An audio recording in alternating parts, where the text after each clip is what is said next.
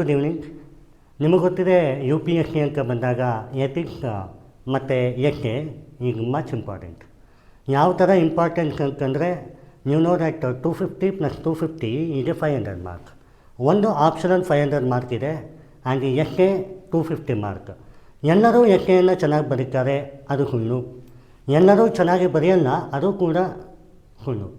ಏನಾಗುತ್ತೆ, essay ಬರೀಬೇಕಾದ್ರೆ the cognizant behaviour from the cerebellum, thalamus, brain ಅದೇ ಥರ ಓದಬೇಕು. ಆ ಟಾಪಿಕ್ ಬಗ್ಗೆ ಶಕ್ತಿ ಎಷ್ಟಿದೆ ಅನ್ನುವಂಥದ್ದು ಎಸ್ ಎ ಅಲ್ಲ. ಕಮ್ಯುನಿಕೇಷನ್ ಮಾತ್ರ, ಅದು ಎಸ್ ಎ ಅಲ್ಲ. ಎಸ್ ಎ ಬರೀಬೇಕಾದ್ರೆ ಫ್ಲೋ ಚಾರ್ಟ್ ಇಂಪಾರ್ಟೆಂಟ್ ಆಗುತ್ತೆ. ಈಗೂ ಒಂದು ಎಸ್ ಎ, ಈಗ ನಾನೇ ಬರೆದಿರುವ essay. So essay number 116 ಅಂತ. ಸೊ 217 ಎಸ್ ಎ ಬರೆದಿದ್ದೀನಿ. So this is my essay, proudly saying on the topic of local governance, rural upliftment. I am very happy to deliver this essay because ನಂದು post graduation in diploma in leadership and local governance ಆಗಿದೆ. ಮತ್ತು ನಾನು MTech project ಮಾಡಿದ್ದೆ infrastructure engineering ಮ್ಯಾನೇಜ್ಮೆಂಟಲ್ಲಿ rural infrastructure Mysuru wing ಝೋನಲ್ಲಿ, Karnataka rural infrastructure development ಲಿಮಿಟೆಡಲ್ಲಿ. And MBA project ಕೂಡ rural upliftment towards the project mechanism ಮೇಲೆ ಮಾಡಿದೆ. So hopefully I am a right person to communicate with you on regarding of local governance. ಈಗ ನಿಮಗೆ local governance ಅಥವಾ rural development ಅಂದಾಗ ತಲೆಯಲ್ಲಿ first ಓಡೋದು Gandhiji, Mahatma Gandhi. His Excellency, the great doctrine of the state policy, Mahatma Gandhi emphasized on the directive principle of state policy regarding the decentralization principle, public participation and individual participation, trusteeship, socio economic concern. ಈ 5 ತತ್ವಗಳೇನಿದೆ ಅದು bottom up approach ಅಂತ ಕರೀತಾರೆ. So local governance ಎಲ್ಲಿ ಬರ್ತದೆ? Administration ಮೆಕ್ಯಾನಿಸಮಲ್ಲಿ ಒಂದು bottom ಫೇಸಲ್ಲಿ ಬರ್ತದೆ. ಜಿಲ್ಲಾ ಪಂಚಾಯತ್, ತಾಲೂಕು ಪಂಚಾಯತ್ ಆಗಿರ್ಬೋದು, ಯಾವುದೇ ಆಗಿರ್ಬೋದು. ಈಗ ನೀವು ಡಿಸ್ಟ್ರಿಕ್ಟ್ ಮ್ಯಾಜಿಸ್ಟ್ರೇಟ್ ಆಗೋಕ್ಕೂ ಮುಂಚೆ chief executive officer of panchayat ಆಗಿರ್ತೀರಿ. So this is one pivotal position towards you people, because today you are a student, tomorrow you will become a district magistrate. So you have to learn this very fascinately. ಮತ್ತು ಹಲವಾರು ಭಾಗದ ಜನ ಅರ್ಬನ್ನಲ್ಲೇ ಇರಬೇಕಂತೇನಿಲ್ಲಲ್ಲ. ನಿಮಗೆ ಗೊತ್ತಿದೆ GDP ಅಂದರೆ ಏನು, gross domestic product ಎಷ್ಟು ಪರ್ಸೆಂಟಿಗೆ? Rural ಸೆಕ್ಟರಲ್ಲೇ 58% ಇದೆ, ಅರ್ಬನ್ನಲ್ಲಿ 48. ಈಗ ಕೇಳಿ, ಅರ್ಬನ್ನಲ್ಲಿ 48 ಯಾಕೆ, ರೂರಲ್ನಲ್ಲಿ 58% ಯಾಕೆ? ಯಾಕೆ ಅಂದರೆ ರೂರಲ್ನಿಂದ ಅರ್ಬನ್ನಿಗೆ ಹೋಗುವವರು ತುಂಬ ಜನ ಇದ್ದಾರೆ. They are very migrating. ಹೌದಾ? ಈಗ ನನ್ನನ್ನೇ ತಗೊಳ್ಳಿ, ನಾನು ರೂರಲ್ ಬ್ಯಾಕ್ಗ್ರೌಂಡ್, ಬಟ್ ನಾನು ಎಲ್ಲಿದ್ದೀನಿ, ಬೆಂಗಳೂರಲ್ಲಿ. ಹೌದಾ? So the hard core people of rural sector is very much needed. So grassroots of democracy laid in the bottom-up approach of fundamental mechanism to uplift rural India. So ಈ ಕಾನ್ಸೆಪ್ಟ್ನೊಂದಿಗೆ start ಮಾಡುವ. And another important factor towards an socio economic condition of India, that is an India ಈಗ real and the real village should develop. ಹೌದಾ? ಈಗ ಈ ಸ್ಟೇಟ್ಮೆಂಟನ್ನು concentrate ಮಾಡಿ. ಎಷ್ಟೇ ಇದು foundation of new India life in the rural upliftment. ಯಾವ words important ಅನ್ನಿಸ್ತು? ಒಂದು ರೂರಲ್ ಅಂದರೆ ನಿಮ್ಮ ಹಳ್ಳಿಗಾಡಿನ ಪ್ರದೇಶ ಅಥವಾ ವಿಲೇಜ್ ಕಾನ್ಸೆಪ್ಟ್ ಎಲ್ಲ. ಇನ್ನೊಂದು ಫೌಂಡೇಶನ್ ಅಂದರೆ ಬಾಟಮ್ ಅಪ್ ಅಪ್ರೋಚ್ ಅಂತ. ಇನ್ನೊಂದು ನ್ಯೂ ಇಂಡಿಯಾ ಅಂದರೆ ಒಂದು ಇಂಡಿಯಾ, ಅದನ್ನು ಡೆವಲಪ್ಮೆಂಟ್ ಮಾಡೋದು ಕೇವಲ ಅರ್ಬನ್ ಕೈಯಲ್ಲಿಲ್ಲ, ಈ ರೂರಲ್ ಕೈಯಲ್ಲೂ ಇದೆ ಅಂತ. ಈಗ ನಮ್ಮ ಕರ್ನಾಟಕದ ಭಾಗವನ್ನು ತಗೊಳ್ಳಿ. North Karnataka comparatively south Karnataka very marginal ಸೆಕ್ಷನಲ್ಲಿ GDP ಗ್ರೋತ್ ಇದೆ, ಸೋಷಿಯೋ ಎಕನಾಮಿಕ್ ಕಂಡೀಷನ್ಸ್ನೂ ಇದೆ. ಕಾರಣ ಏನು? It's not like that. Even ನೀವು ಝೋನಲ್ ವೈಸ್ ನೋಡಿದ್ರೆ ಬೆಂಗಳೂರು, ಬೆಳಗಾವಿ, ಮೈಸೂರು, ಮಂಗಳೂರು ಆ ಥರ ಎಲ್ಲ ಝೋನಲ್ಲಿದೆ. But this is not the sectoral figure concentration of economic condition. ಬರೀ ಎಕನಾಮಿಕ್ಸ್ ಮಾತ್ರ ಮಾತಾಡೋಕ್ಕಾಗತ್ತಾ? ಸೋಷಿಯೋ ವೆಲ್ಬೀಯಿಂಗ್ ಬೇಡವಾ? So anything which is realising in a rural concept, ಈ ಒಂದು ಫೌಂಡೇಶನ್ ಅನ್ನೋ ಶಬ್ದ ತುಂಬ ಡೆಪ್ತ್ ಮೀನಿಂಗ್ ಕೊಡ್ತದೆ. ಸೊ ಈಗ ಎಷ್ಟೇ ಪ್ರಾಸ್ಪಾರಿಟಿಯಲ್ಲಿ ನೋಡೋದು ಮಾತ್ರ ಅಲ್ಲ, ರೂರಲ್ ಇಂಡಿಯಾ ಅಂದರೆ ಏನು ಅಂತ ಅರ್ಥ ಮಾಡ್ಕೋಬೇಕು. ಗವರ್ನೆನ್ಸ್ ಸಿಸ್ಟಮಲ್ಲಿ ರೂರಲ್ ಇಂಡಿಯಾ ಅಂದರೆ ಅರ್ಬನ್ ಸೊಸೈಟಿ ಅಂತ ಅಲ್ಲ, ಅಥವಾ ಅರ್ಬನ್ ಲೋಕಲ್ ಬಾಡಿ ಅಂತಲೂ ಕರೀತಾರೆ, ಇಲ್ಲ ರೂರಲ್ ಲೋಕಲ್ ಪಂಚಾಯತ್ ಅಂತಲೂ ಕರೀತಾರೆ. ಈಗ ಪಂಚಾಯಿತಿ ಅಂತ ಗೊತ್ತು ನಿಮಗೆ, ಲೆಸ್ ದ್ಯಾನ್ 1 lakh ಪೀಪಲ್ ಇದ್ದರೆ ಅವರು ಇದರಲ್ಲಿ ಪಂಚಾಯತಿಯಲ್ಲಿ ಇರ್ತಾರೆ. ಆ್ಯಂಡ್ ಮೋರ್ ದ್ಯಾನ್ ಇದು municipality more than 1 lakh. And municipal corporation ಅಂತಂದರೆ ಮೋರ್ ದ್ಯಾನ್ 1 ಮುನ್ಸಿಪಲ್ ಕಾರ್ಪೊರೇಷನ್. ಹೌದಾ? ಸೊ ಇದನ್ನು ನಿಮಗೆ ತಲೆಗೆ ಹಾಕಿದಾಗ ಒಂದು ಪಿಕ್ಚರೈಸ್ಡ್ ಸಿಕ್ಕು. Very less people but more economic condition are very needed. Jugging fill by drop. So ಒಂದು ರೂರಲ್ ಇಂಡಿಯಾ ಎಷ್ಟು ಸ್ಟ್ರೆಂತ್ ಕೊಡೋಕ್ಕೆ ಅನ್ನೋದ್ರ ಮೇಲೆ ಇಡೀ ದೇಶ ನಿಂತಿದೆ. ಹಾಗಾದರೆ ಕೇಳ್ಬೋದು, ಈಗ ನಮ್ಮಲ್ಲಿ ತಾಲೂಕ್ ಪಂಚಾಯಿತಿ ಇದೆ, ಜಿಲ್ಲಾ ಪಂಚಾಯಿತಿ ಇದೆ, ಗ್ರಾಮ ಪಂಚಾಯಿತಿ ಇದೆ. ಎಷ್ಟು ಗ್ರಾಮ ಪಂಚಾಯಿತಿ ಇದೆ ಇಂಡಿಯಾದಲ್ಲಿ ಅಂತ ಕೇಳಿದರೆ 2.67 lakh ಗ್ರಾಮ ಪಂಚಾಯಿತಿ ಇದೆ. ತಾಲೂಕು ಎಷ್ಟಿದೆ ಅಂತ ಕೇಳಿದರೆ 1633 ತಾಲೂಕು ಪಂಚಾಯಿತಿ ಇದೆ. ಜಿಲ್ಲಾ ಪಂಚಾಯಿತಿ ಎಷ್ಟಿದೆ? 764 ಜಿಲ್ಲಾ ಪಂಚಾಯತ್ ಇದೆ. ಸೊ ಈ ಕಾನ್ಸೆಪ್ಟ್ ನೋಡಿದಾಗ one vibrant philosophy may not be emphasized in a twin balance system. It is a bare eyes of two coins. Right?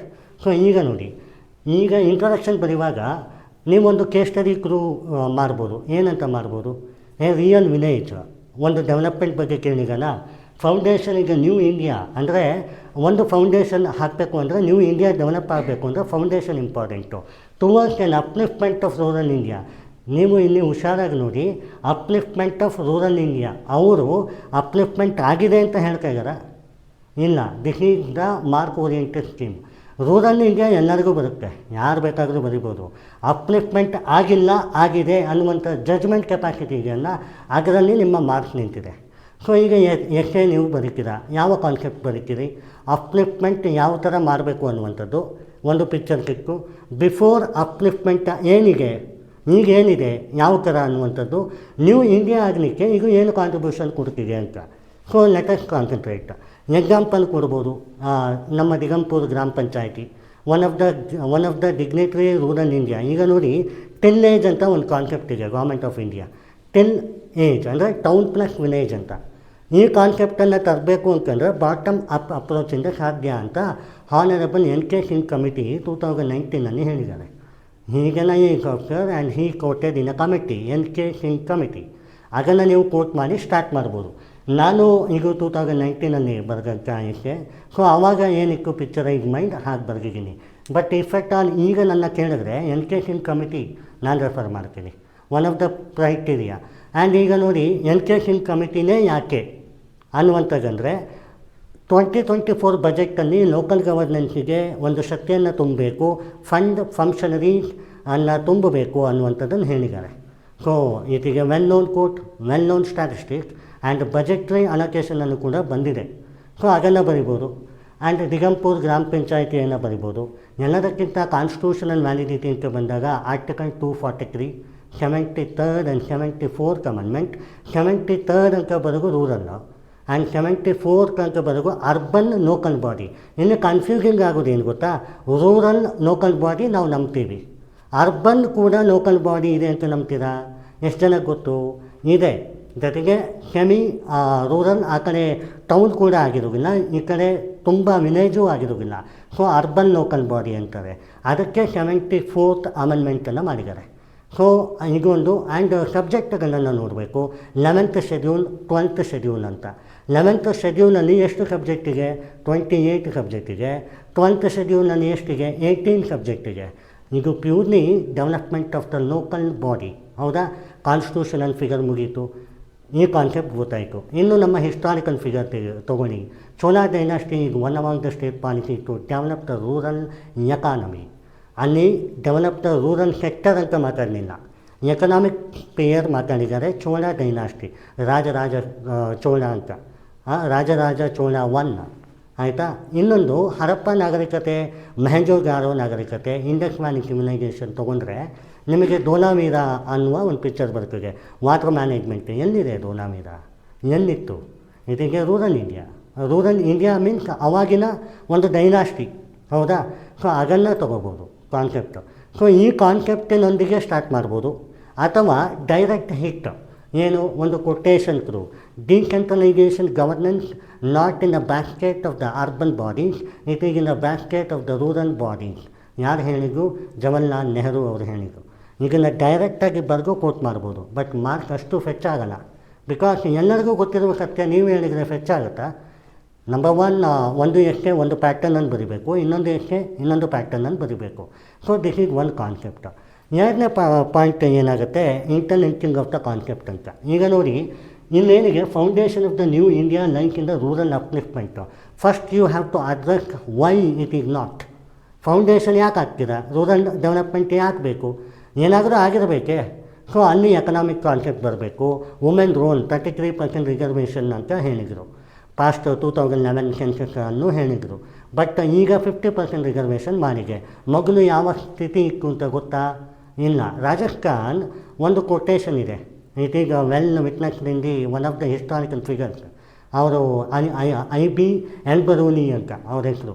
ಅವರು ಹೇಳ್ತಾರೆ, ವುಮೆನ್ ರೋಲ್ ಋಗ್ವೇದಿಕ್ ಏಜಲ್ಲಿ ತುಂಬ ಪ್ರಾಮಿನೆಂಟ್ ಇತ್ತು, beyond the limitation of men comparatively women. But ಈಗ ಅಷ್ಟು ಸ್ಟ್ಯಾಮಿನಾಗಲಿಲ್ಲ ಅಂತ. So ಅದು ಯಾವ ಕಾಲ? In the kingdom monarchy. But ಈಗ ಡೆಮೊಕ್ರಾಟಿಕ್ ಪ್ರಿನ್ಸಿಪಲ್ ಇನ್ನೂ ಕೂಡ ಇಲ್ಲ ಅನ್ನುವಂಥದ್ದನ್ನು ಪ್ರೊಜೆಕ್ಟ್ ಮಾಡ್ಬೋದು. That is why the foundation is necessary. And another point in MSME sector ಅಂತ ಬರುತ್ತೆ, ಮೈಕ್ರೋ ಸ್ಮಾಲ್ ಮೀಡಿಯಮ್ ಸೆಕ್ಟರ್. ಇದರಲ್ಲಿ 80% ಆಫ್ ದ ವರ್ಕ್ ಫೋರ್ಸ್ ಏನಿಗೆ ವುಮೆನ್ನೇ ಡೆವಲಪ್ ಮಾಡ್ತಾ ಇದ್ದಾರೆ, ಹೌದಾ? ಈಗ ಕರ್ಪೂರದ್ದು ಕೆಲಸ ಆಗಿರ್ಬೋದು, ಬುಟ್ಟಿ ಕಟ್ಟುಗಾಗಿರ್ಬೋದು, ಎನಿಥಿಂಗ್ ವಿಚ್ ಇಸ್ ರಿಗಾರ್ಡ್. ಅದರಲ್ಲಿ ಸೆಲ್ಫ್ ಹೆಲ್ಪ್ ಗ್ರೂಪ್ ಅಂತ ಇದೆ, NGO ಇದೆ. ಈಗ ಸೆಲ್ಫ್ ಹೆಲ್ಪ್ ಗ್ರೂಪ್ ತೊಗೊಳ್ಳಿ, ಎಷ್ಟು ಪರ್ಸೆಂಟ್ ಜನ ವುಮೆನ್ ವರ್ಕ್ ಫೋರ್ಸ್ ಇದ್ದಾರೆ? More than 74% according to recent study, right, 2024. ಇದರಲ್ಲಿ ನೋಡಿದಾಗ ಅದನ್ನು ಪಾಯಿಂಟಾಗಿ ತೊಗೋಬೋದು. ಸೊ ರೂರಲ್ ಇಂಡಿಯಾನ ಡೆವಲಪ್ ಮಾಡಿದ್ರೆ ಒಂದು ಫ್ಯಾಮಿಲಿಯನ್ನು ಡೆವಲಪ್ ಮಾಡ್ದಂಗೆ. ಯಾಕೆ ಅಂದರೆ ಆ ಒಂದು ಫ್ಯಾಮಿಲಿಯಲ್ಲಿ ಒಂದು ವುಮೆನ್ ಇರ್ತಾರೆ. And if A women can care, ಅಥವಾ ವುಮೆನಿಗೆ ನಾವು ಕೇರ್ ಕೊಟ್ಟರೆ ಟೋಟಲ್ ಫ್ಯಾಮಿಲಿಗೆ ಕೇರ್ ಕೊಡ್ತಾರೆ ಅನ್ನುವಂಥದ್ದು ಒಂದು ವಾದ. ಇದು ವಸುದೈವ ಕುಟುಂಬಕಂ ಅಂತಾರೆ. ಇದನ್ನು ಒನ್ ನೇಷನ್ ಒನ್ ಫ್ಯಾಮಿಲಿ ಅಂತಲೂ ಕರೀತಾರೆ, ಹೌದಾ? ಸರ್ವೋದಯ ಟು ಅಪ್ಲಿಫ್ಟ್ಮೆಂಟ್ ಅಂತ್ಯೋದಯ ಯಾರು ಹೇಳಿದ್ದು? Honourable doctor of Mahatma Gandhi, ಹೌದಾ? ಸರ್ವೋದಯ ಅಂದ್ರೇನು? ಸರ್ವವು ಉದಯವಾದಂತೆ. ಅಂತ್ಯೋದಯ ಅಂತಂದ್ರೇನು? ಯಾವತ್ತು ಎಲ್ಲಿಗೆ, ಲಾಸ್ಟ್ ಮೈಲ್ ರೆಗಾರ್ಟ್ ಅಂತ ನಾವು ಕರಿತೀವಲ್ಲ ಇಂಗ್ಲೀಷಲ್ಲಿ, ಅದು ಲಾಸ್ಟ್ ಮೈಲ್ ರೆಗಾರ್ಟ್. ಇದೆಲ್ಲ ಈ ಒಂದು ಇಂಟ್ರಡಕ್ಷನಲ್ಲಿ ಬರಿಬೋದು. ನೆಕ್ಸ್ಟ್ ನೀವು ಪೆಸ್ಟಲ್ ಅಪ್ರೋಚ್ ಅಂತ ಕರೀತಾರೆ, political and educational, environmental, societal, international best practices ಅಂತ. ಈಗ ನಮ್ಮ ಇಂಡಿಯಾದಲ್ಲಿ ಮಾತ್ರ ರೂರಲ್ ಕಾನ್ಸೆಪ್ಟ್ ಇರುವಾಗ ಆ ಥರ ಅಲ್ಲಲ್ಲ. Even if you concentrate Cambodia ಅಥವಾ ಜಪಾನ್, ಇಲ್ಲ ನೀವು ಡಾರ್ಜಿಲಿಂಗ್ ನಮ್ಮಲ್ಲಿ ಇರೋದು, ಇದು ಬೀಜಿಂಗ್ ಚೈನಾ, ಅಲ್ಲೂ ಕೂಡ ರೂರಲ್ ಇದೆ. ಸೊ ಸೆಕ್ಟೋರಿಕಲ್ ಫಿಗರ್ ನೋಡಿದ್ರೆ ಕಂಪೇರ್ ಮಾಡ್ಕೋಬೋದು. ನಾವು ಹೇಳ್ತೀವಿ 5 ಟ್ರಿಲಿಯನ್ ಎಕಾನಮಿ ರೀಚ್ ಆಯಿತು, ಮೊನ್ನೆ GDP 7.8% ಆಯಿತು. ಇಟ್ ಈಸ್ ಬ್ಯಾಸ್ಟೌನ್ ಬಿಕಾಸ್ ಐಸೈಟ್, ಬೇರೆ ಐಸೈಟಲ್ಲಿ ನಮಗೆ ಗೊತ್ತಿಲ್ಲದೆ ಇರೋ ಸರಕುಗಳು ಕೂಡ ಇವತ್ತಿಗೆ ಬಂದಿದೆ ಅಂತ. ಪ್ರಾಬ್ಲಮ್ ಎಲ್ಲಿದೆ ಗೊತ್ತಾ? ರಿಯಲ್ ಲಾಸ್ಟ್ ಮೈಲ್ ರೆಗಾರ್ಟಿಗೆ ರೀಚ್ ಆಗ್ತಾ ಇದೆಯಾ? ಇವತ್ತಿಗೂ ನಮ್ಮೂರಿಗೆ ನಾವು ಟ್ರೈನಲ್ಲಿ ಹೋದಾಗ ನಾವು ನೋಡ್ತೀವಿ, ಈ Kukke Subrahmanya ದಾಟ್ಕೊಂಡ್ರೆ we will see how the structure will be, the rural buildings. Being a infrastructure engineering management, ನಾವು ನೋಡಿದಾಗ ನಮ್ಮ ಐಸೈಟ್ ಬೇರೆ ಸೈಟ್ ಒಪ್ಕೊಳ್ಳೋದಿಲ್ಲ ಅದನ್ನು, ಹೌದಲ್ಲ? ಸ್ಟ್ರಕ್ಚರಲ್ ಆಸ್ಪೆಕ್ಟ್ ಆಗಿರ್ಬೋದು, ಕಂಡೀಷನ್ ಅಸೆಸ್ಮೆಂಟ್ ಆಗಿರ್ಬೋದು, ಇದು ಒಂದು ಆಯಿತು. ಈ ಎಲ್ಲ ನೆಗೆಟಿವಿಟಿಯನ್ನು ನೀವು ಕೊಟ್ರಿ ಬಿಕಾಸ್ ಆಫ್ ಫೌಂಡೇಶನ್. ಹಾಗಾದರೆ ಪಾಸಿಟಿವ್ ಏನು ಇಲ್ವಾ? ಎಷ್ಟೇ ಅನ್ನೋದು ನೆಗೆಟಿವಿಟಿಯಲ್ಲಿ ಮಾತ್ರ ಇಲ್ಲ. ಪಾಸಿಟಿವ್ ಏನು? The best generation came from the rural India. ಈಗೇನು ಒಪ್ಕೋತೀರಾ? ನಾಲೆಡ್ಜ್, ಎಕ್ಸ್ಪೀರಿಯೆನ್ಸ್, ಎರಡು ಕಾನ್ಸೆಪ್ಟಿಗೆ. ಎಕ್ಸ್ಪೀರಿಯೆನ್ಸ್ ಯಾರಿಗೆ ಜಾಸ್ತಿ ಇರ್ತದೆ? ಈಗ ನಾನು ರೂರಲ್ ಇಂಡಿಯಾದಲ್ಲಿ ಓದಿರ್ತೇನೆ, ಇನ್ನೊಬ್ಬ ಅರ್ಬನ್ನಲ್ಲಿ ಓದಿರ್ತೀನಿ. ನನಗೆ ಯಾವುದೇ ಮರದ ಬಗ್ಗೆ ಗೊತ್ತು, ಯಾವುದೇ ಒಂದು ಜೀವನ ಹೇಗೆ ಮಾಡೋದು, 5 ರೂಪಾಯಿ ಬೇಡ ನನಗೆ, ಒಂದು ಮಣ್ಣಿಗೆ ಜೀವನ ಮಾಡಲಿಕ್ಕೆ ಬರ್ತದೆ. That is A strengthen of the rural India. ಅವರಿಗೆ ಚಾಪೆ ಮತ್ತು ಮೇಲೆ ಆಕಾಶ ಇದ್ದರೆ ಸಾಕಾಗ್ತದೆ ಅನ್ನುವಂಥದ್ದು. ಬಟ್ ಇಲ್ಲಿ ಅರ್ಬನ್ನಲ್ಲಿ ಹಾಗೆ ಆಗೋದಿಲ್ಲ. We need AC, we need such a democratic principle of societal harmony ಎಲ್ಲ ಬೇಕಾಗ್ತದೆ. ಇದು ಒಂದು. ಆ್ಯಂಡ್ ಇನ್ನೊಂದು ಸೈಕಲಾಜಿಕಲ್ ಕಾನ್ಸೆಪ್ಟ್ ನೋಡಿ. ಯಾವುದಾದ್ರೂ ರೂರಲ್ ಇಂಡಿಯಾ ಯಾವುದೇ ಪ್ರದೇಶಕ್ಕೆ ಹೋಗಿ, ನಿಮ್ಮ ಮನೆಯಿಂದ ಸ್ವಲ್ಪ ದೂರದಲ್ಲಿರೋರು ಯಾರು ಅಂತಂದರೆ ಹೇಳ್ತಾರೆ, ಹೌದಾ? ಅರ್ಬನ್ನಲ್ಲಿ ಪಕ್ಕದ ಮನೆಯೇ ಗೊತ್ತಿರೋದಿಲ್ಲ, ಹೌದಾ? ಹೆಸರೇ ಗೊತ್ತಿರೋದಿಲ್ಲ. ಇವತ್ತಿಗೂ ನಂಗೆ ಗೊತ್ತಿಲ್ಲ ನಮ್ಮ ಪಕ್ಕದ ಮನೆ ಹೆಸರು. ದಿಸ್ ಇಸ್ ದ ಫ್ಯಾಕ್ಟ್, ಹೌದಾ? ಇದು ಸೈಕಲಾಜಿಕಲ್ ಸ್ಪಿಯರ್. ಬರೀಬಾರ್ದು ಅಂತೇನಿಲ್ಲ, ಬಿಕಾಸ್ ಆ್ಯಕ್ಚುಯಲ್ ಹೋಮೋಸೆಪಿಯನ್ಸ್ ಹ್ಯೂಮನ್ಸ್ ಏನು ಮಾಡ್ತಾರೆ ಹಾಗೆ ಮಾಡ್ತಾ ಇದ್ದೀವಿ, ಹಾಗಲ್ಲೇ ಬರಿಬೋದು. ನ್ಯೂ ಇಂಡಿಯಾ ಡೆವಲಪ್ಮೆಂಟ್ ಅಂತಂದರೆ ನೀವು south India, north East India, northern India, East India ಅಂತ ಬರೆಯೋದಲ್ಲ. ಇದಕ್ಕೆ ಕಪಲ್ ಆಫ್ ಎವ್ರಿಥಿಂಗ್. ಡೈವರ್ಸಿಟಿ, ಈಗ ಜಿಯೋಗ್ರಫಿಕಲ್ ಕಂಡೀಷನ್ ಬೇರೆ ಇದೆ, ಎನ್ವಿರಾನ್ಮೆಂಟಲ್ ಕಂಡೀಷನ್ ಬೇರೆ ಇದೆ, ಹಿಮಾಲಯನ್ ಡಿಪ್ಲಿಕೇಶನ್ ಆಗ್ತಿದೆ. ನಾನು ನಿನ್ನೆ ಜಮ್ಮು ಕಾಶ್ಮೀರ ಪಾಠ ಮಾಡಿದ್ದೆ, ಅದರಲ್ಲಿ ನಾನು ಹೇಳಿದ್ದೆ ಲಡಾಖ್ ಈಗ ಯೂನಿಯನ್ ಟೆರಿಟರಿ ಆಗಿದೆ, ಜಮ್ಮು ಕಾಶ್ಮೀರ ಕೂಡ ಯೂನಿಯನ್ ಟೆರಿಟರಿ ಆಗಿದೆ.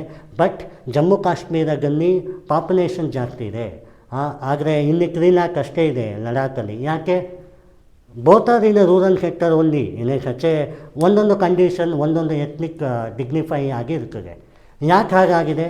ಬಿಕಾಸ್ ಆ ಸೆಕ್ಟೋರಿಕಲ್ ಜಿಯೋಗ್ರಫಿನೇ ಹಾಗಾಗಿರುತ್ತೆ. ಇದು ರೂರಲ್ ಇಂಡಿಯಾ ಬೆಳವಣಿಗೆ ಕೇವಲ ಮಾಡರ್ನ್ ಟೆಕ್ನಾಲಜಿಯಲ್ಲಿ ಮಾತ್ರ ಬರೋದಿಲ್ಲ. So it is cup of born of everything. It may be a technology, it may be a political intervention, administration, monarchy and best ಪ್ರಾಕ್ಟೀಸನ್ನು ತೊಗೊಂಡ್ರೆ ನೀವು ವಿಜಯನಗರ ಡೈನಾಸ್ಟಿ ಈಗ famous dynasty in south India, ಹೌದಾ? Karnataka, Telangana, Tamil Nadu, Kerala one among the pioneer ಅಂತ ಹೇಳ್ತಾರೆ. Especially Krishnadevaraya ಈ emphasise the rural India mechanism. ಗ್ರಾಮ ಪಂಚಾಯಿತಿ ಅಂತ ಯಾಕೆ ಕರೀತಾರೆ ಅನ್ನುವಂಥದ್ದು. ಆಮೇಲೆ ನನಗೊಂದು ಪ್ರೌಡಿಗೆ, ನನ್ನ ತಂದೆ ಆಫೀಸರ್ ಆಗಿದ್ದಾಗ PDO ಅನ್ನೋ ಪೋಸ್ಟು ನಮ್ಮ ತಂದೆ PhD ಎಕನಾಮಿಕ್ಸ್ ಮಾಡಿದರು. ಆವಾಗ ಇಂಟರ್ವೆನ್ಷನ್ ಮಾಡೋಕ್ಕೂ ಗೌರ್ಮೆಂಟ್ ಆಫ್ ಕರ್ನಾಟಕ ಅಪ್ರೂವ್ ಮಾಡಿದ್ರು. So that is the his name is doctor K. Prabhakar Rao ಅಂತ. ಸೊ ಏನಾಗುತ್ತೆ, PDO ಇಂಟರ್ವೆನ್ಷನ್ ಏನಿದೆ, it's a great concept, right? ಇಲ್ಲಾಂದರೆ ಡೆವಲಪ್ಮೆಂಟ್ ಹೇಗಾಗುತ್ತೆ? ಒಂದು PDO ಲೋಕಲ್ ಪಂಚಾಯಿತಿಯಲ್ಲಿ keep in a role magistrate known ಥರ ಪ್ಲೇ ಮಾಡೋಕ್ಕೆ. ಹೀಗೆ not a magistrate, but he act like a administration monarchy. ಆ ಒಂದು ವಿಲೇಜ್ಗೆ ಅವರೇ ಗ್ರೇಟ್ ಅಂಕ, ಹೌದಾ? ಸೊ ಕರಪ್ಷನ್ ಕೂಡ ಒನ್ ಅಮಾಂಗ್ ದ ಕಾನ್ಸೆಪ್ಟು. ಅದಕ್ಕೆ ವೆಸ್ಟ್ ಆಫ್ ಬ್ಲೋವರ್ ಆ್ಯಕ್ಟ್ ಅಂತ ಬಂದಿದೆ, ಆ್ಯಂಡ್ ಲೋಕಪಾಲ್, ಲೋಕದಾಲತ್ ಎಲ್ಲವೂ ಬಂದಿದೆ. ಅದನ್ನು ಬರಿಬೋದು. ಏನಾಗುತ್ತೆ, ನಿಮಗೆಲ್ಲ ಕಾನ್ಸೆಪ್ಟ್ ಗೊತ್ತಿರುತ್ತದೆ ಬರೀವಾಗ. ನಾನು ಅದು ಬರೀತೀನಿ, ಇದು ಬರೀತೀನಿ, ಇದು ಬರೀತೀನಿ, ಇಂಟರ್ಲಿಂಕ್ ಬರಬೇಕು. ಇವಾಗ ನಾನು ಎಜುಕೇಷನಿಂದ ಪೊಲಿಟಿಕಲ್ಲಿಗೆ ಹೋಗ್ತೀನಿ ಅಂದರೆ ಯಾವ ಇಂಟರ್ಲಿಂಕನ್ನು ತೊಗೊಂಬರ್ಬೋದು. ಯಾವುದೂ ತೊಗೊಂಬರೋಕ್ಕಾಗಿಲ್ಲ, ಒಂದು ಕೇಸ್ನಾಗ ತೊಗೊಬರ್ಬೇಕು. ಎಕ್ಸಾಂಪಲ್, ಈಗ Nalanda university is the great university in education sphere. ಯಾವಾಗ ಗುರುಕುಲ ಸಿಸ್ಟಮ್ ಇದ್ದಾಗ. ಎಲ್ಲಿತ್ತು ಗುರುಕುಲ ಸಿಸ್ಟಮ್? ಪಾಟಲಿಪುತ್ರ, ಈಗಿನ ಬಿಹಾರ, ಹೌದಾ? ಹಾಗಾದರೆ ಅಲ್ಲಿ ರೂರಲ್ ಇಂಡಿಯಾ ಇತ್ತಲ್ಲ. ಸೊ ರೂರಲ್ ಮೈಂಡ್ಸೆಟ್ಟಿಂದ ಗುರುಕುಲ ಸಿಸ್ಟಮ್ ನಡೀತಿತ್ತ, ಮೆಕಾನೆ ಎಜುಕೇಷನ್ ನಡೀತಿತ್ತ. ಗುರುಕುಲ ಸಿಸ್ಟಮ್ ರೂರಲ್ ಮೈಂಡ್ಸೆಟ್ಟು. ಈಗ ಇದನ್ನು ಪೊಲಿಟಿಕಲ್ಲಾಗಿ ಕನ್ವರ್ಟ್ ಮಾಡಬೇಕು ಅಂದರೆ ಇನ್ನೂ ಒಂದು ಎಕ್ಸಾಂಪಲ್ ಕೊಟ್ಟರೆ, ಪೊಲಿಟಿಕಲನ್ನು ಏನು ಕೊಡ್ತೀರಿ? ಅಡ್ಮಿನಿಸ್ಟ್ರೇಷನ್ ಪ್ರೋಟೋಕಾಲಲ್ಲಿ ಕರಪ್ಷನ್ ಆಗ್ತಾಯಿದೆ ಅನ್ನುವಂಥದ್ದು, ಹೌದಾ? ಈಗ ನಮ್ಮ ಕರ್ನಾಟಕ ತೊಗೊಂಡ್ರೆ ಟಾಪ್ 9 ಕರಪ್ಟೆಡ್ ಸ್ಟೇಟ್ ಅಂತ ಕರೀತಾರೆ according to corruption index report, ಸರಿನಾ? ಪ್ರಾಕ್ಟಿಕಲ್ ಆಗಿ ಹೇಳೋದಾದರೆ ಈಗ ಇನ್ನೊಂದು ಕೇಸ್ ಕೊಟ್ಟರೆ ಇನ್ನೊಂದು ಕೇಸ್ ಕೊಟ್ಟರೆ ಮಧ್ಯ ಹೇಗೆ ಲಿಂಕ್ ಮಾಡೋದು ಅನ್ನೋದೇ ಎಷ್ಟೇ.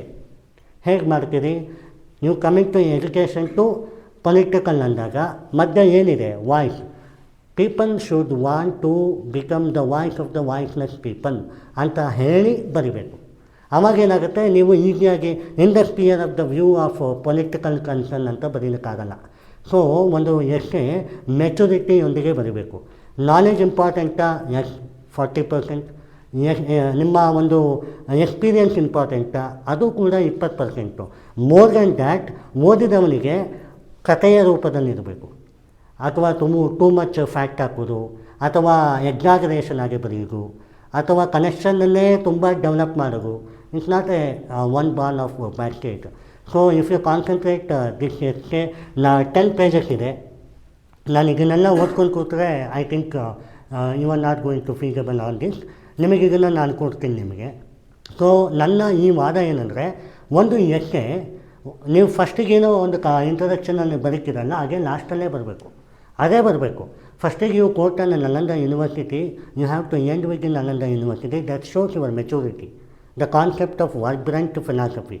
ನೋಡಿ, ಫಿಲಾಸಫಿಯನ್ನು ಈಗ ನೋಡಿ, ಹಿಸ್ಟ್ರಿ ಓದಿದವನಿಗೆ ಕಾಮರ್ಸ್ ಮತ್ತು ಸೈನ್ಸ್ ಏನೂ ಅಲ್ಲ, ಕಾಮರ್ಸ್ ಓದಿದವನಿಗೆ ಸೈನ್ಸ್ ಮತ್ತು ಹಿಸ್ಟ್ರಿ ಏನೂ ಅಲ್ಲ, ಸೈನ್ಸ್ ಓದಿದವನಿಗೆ ಆರ್ಟ್ಸ್ ಮತ್ತು ಕಾಮರ್ಸ್ ಏನೂ ಅಲ್ಲ.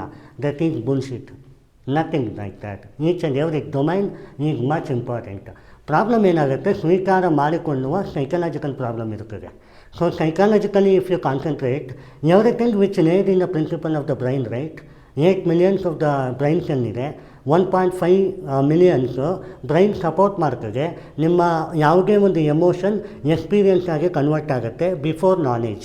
ಆ ಎಕ್ಸ್ಪೀರಿಯನ್ಸ್ ಕನ್ವರ್ಟ್ ಆದಮೇಲೆ ನೀವು ನಿಜವಾಗ್ಲೂ ನಾಲೆಜಬಲ್ ಆಗೋದು. ಸೊ ಹುಟ್ಟಿಕನೇ ನಾಲೆಜ್ ಬಂತಾ? ಇಲ್ಲ, ಎಕ್ಸ್ಪೀರಿಯನ್ಸ್ ತಾನೇ ಬಂದದ್ದು. ಹಾಗಾಗಿ experience plus knowledge is equal to innovation. You need an innovation in an experienced way. Thank you.